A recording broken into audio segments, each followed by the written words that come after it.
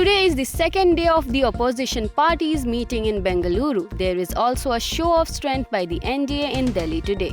The opposition's prominent faces who could not attend the meeting yesterday will join the meeting in Bengaluru today. 26 opposition parties have arrived in Bengaluru. 38 parties have attended the NDA conference in Delhi today. Chirag Paswan too has joined the NDA. JP Nadda, national president of BJP, spoke at the press conference yesterday. जहाँ तक UPA का सवाल है और ये जो opposition के alliance है, ये भानुमति का कुनबा है और कहीं का ईंट कहीं का रोड़ा, भानुमति ने कुनबा जोड़ा, इस तरीके का ये अलायंस है।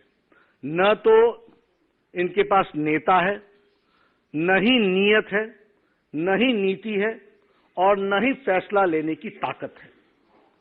यह फोटो अपॉर्चुनिटी के लिए अच्छा है, लेकिन सच्चाई यह है कि न तो इनके पास कोई फैसला लेने की ताकत है और न ही वो नीयत है, न ही नेता है। स्वार्थ की राजनीति पर आधारित ये एकता की जो बुनियाद है वो बड़ी खोखली है और इसीलिए यह कोई डिलीवर करने के लिए नहीं है। यह 10 साल के यूपीए के सरकार के भ्रष्टाचार और घोटालों का टोला है। 10 years of non-governance, corrupt government, corruption, उसका ये टोला है और 20 लाख करोड़ रुपए के घोटाले को से बचने का और उस पर एक्शन न हो, उसके लिए यह एक जुड़ाव है, एक टोले का जुड़ाव है। इसको हमको स्पष्ट रूप में समझ लेना चाहिए, ये हमको ध्यान में रखना चाहिए।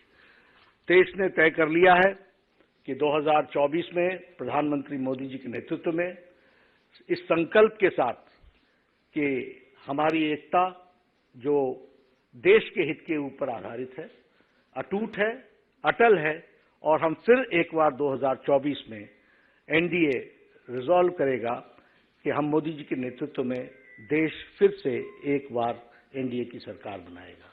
तो ये कल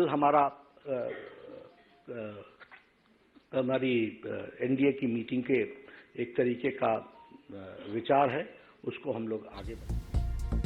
On the other hand, as the opposition meeting in Bengaluru concluded yesterday, Congress leader Pawan Kheda highlighted numerous concerns about the NDA meeting. Take a look at what he stated. आज तो कोई मीटिंग नहीं, informal बातचीत थी और भोजन था जो अभी भी चल ही रहा है। कल फिर मिलेंगे हम लोग, फिर आपसे बात करते हैं। अभी कल है मेन मीटिंग, जैसा कि आज सुबह भी आपको बताया था। मेन मीटिंग इज टुमारो, उसके बाद फिर आपसे दोपहर के बाद फिर मुलाकात होगी, तब आपको पूरी बात बताई। एक इनफॉर्मल मीटिंग थी, इनफॉर्मल बातचीत थी, उसमें एजेंडा नहीं होता है। इनफॉर्मल में सब अपनी अपनी बात रखते हैं। क्या कोई पॉजिटिव संकेत मिल? पॉजिटिव तो है, दूसरी बार मिल रहे हैं तो पॉजिटिव ही है। 38 पार्टियों को इकट्ठा कर दिया। एक अकेला सब पर भारी, अकेला नहीं अब उनको 38 की जरूरत पड़ गई। Sir, what were the talking points? We'll brief you tomorrow. Let the formal meeting take place, and then we will come back to you in the second half of the day, and we'll brief you. Sir, was there any talks about naming this? As I said, we'll have something substantial to tell you tomorrow morning.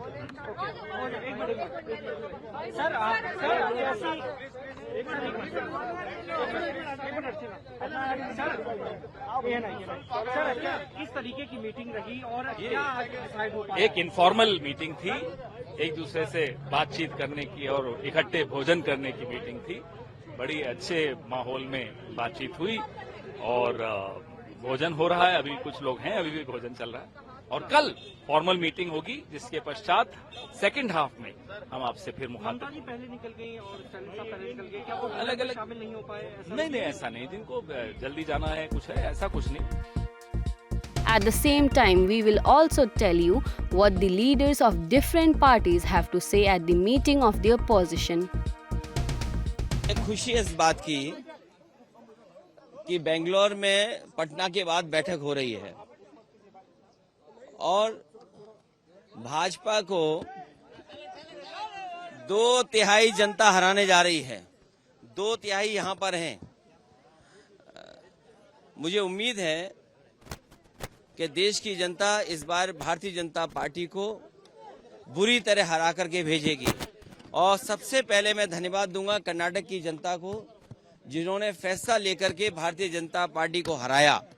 और इसी तरह मुझे देश के कोने कोने से जानकारी मिल रही है कि भारतीय जनता पार्टी का सफाया होगा।